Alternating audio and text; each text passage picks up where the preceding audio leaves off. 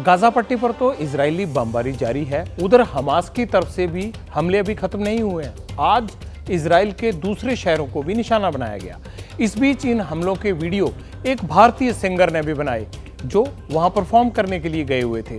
आइए वो देख लेते हैं कि उन्होंने अपनी अपबीती को इजराइल में रहकर दूसरे भारतीयों तक भी कैसे पहुंचाया और दूसरे भारतीयों की अपबीती भी कैसे दिखाई।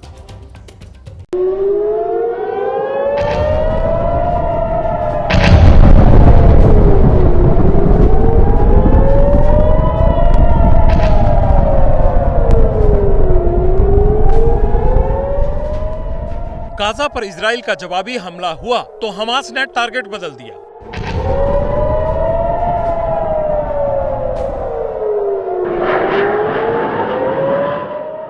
अब इजराइल के तटीय शहर एश्केलोन पर रॉकेट बरसा दिए। हमास ने इस हमले की जिम्मेदारी भी ली, साफ साफ कहा जब तक गाजा पर हमले होते रहेंगे इजराइल के शहरों को टारगेट करते रहेंगे।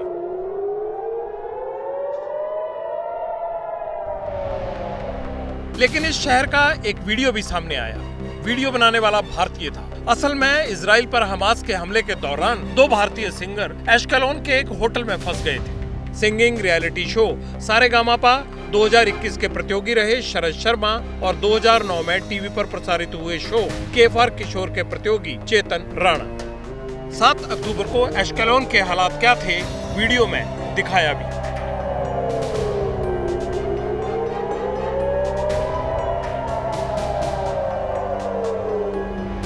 दोनों सिंगर्स अपनी म्यूजिकल टीम के साथ इजराइल गए थे। 4 और 5 अक्टूबर को म्यूजिकल शो में परफॉर्म करना था। शो खत्म हुआ। 7 अक्टूबर की शाम को 5 बजे की फ्लाइट से पूरी टीम की रवानगी थी, मगर सुबह सुबह बम धमाकों और सायरन की आवाज गूंजने लगी। होटल में अफरा तफरी का माहौल बन गया। दोनों सिंगर्स ने बताया कि बाद में होटल के सभी लोगों को बंकर में छिप जाने के लिए कहा गया। यहीं से उन्होंने रॉकेट और बम धमाकों के वीडियो बनाए।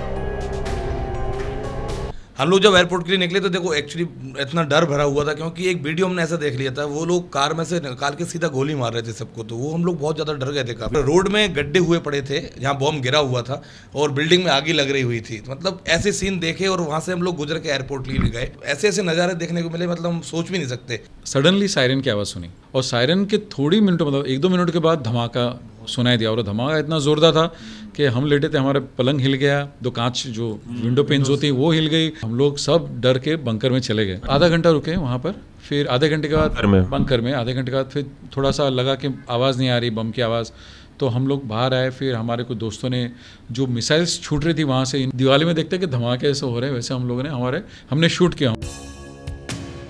इजराइल में भारत के करीब 18,000 लोग रहते हैं। कई यहाँ पढ़ते हैं तो कुछ अलग अलग सेक्टर्स में नौकरी भी कर रहे हैं। जब इजराइल पर हमला हुआ तो भारत सरकार ने भी अपने नागरिकों की हिफाजत को लेकर चिंता जताई। अब भारत के विदेश मंत्रालय में 24 घंटे काम करने वाला एक कंट्रोल रूम बनाया गया है जो इजराइल के हालात पर नजर रख रहा है। सरकार का कहना है कि अभी तक वहाँ रहने वाले नागरिकों की तरफ से इवैक्यूएशन की कोई रिक्वेस्ट नहीं आई है। कोई फंसा नहीं है, जिसको जाना ही नहीं है अभी तक वापस। एम्बेसी ने मेरे से I am working with embassy very nearly. Embassy ने अभी कुछ प्लान चालू किया है, but the demand is very low. They don't want to go from here.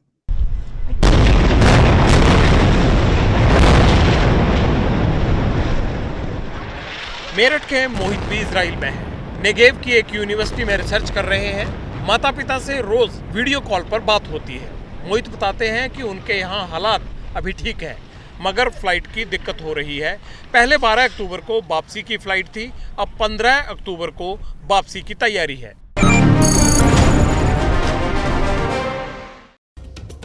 जंग से हालात बुरे हैं और हमारी कोशिश क्या है? हमारी कोशिश है इजराइल हमास जंग का हर पहलू कवर करें। लेबनान, इजिप्ट से लेकर अमेरिका तक क्या हो रहा है, क्या कर रहा है, ये सब आपको बताएं, आप तक पहुंचाएं। मैंने कहा था कि हो सकता है या हो सका तो आपको ग्राउंड जीरो से जाकर वॉर की अपडेट दूंगा। इसी कोशिश में लगा भी हुआ हूं, बस वीजा का इंतजार है। जैसे ही घड़ी का काटा दोपहर 2:30 पे आए, बबीता जी का दिल सास बहू साजिश के लिए मचल जाए। और ये है इनकी बहू पूरे दिन ऑफिस की टेंशन हो जाए गॉन जब ये करें अपना फेवरेट शो फ्री टाइम पे ऑन। इनकी तरह आप भी देखिए अपना फेवरेट शो अपने टाइम पर और डाउनलोड कीजिए एबीपी लाइव ऐप अपने स्मार्ट टीवी पर।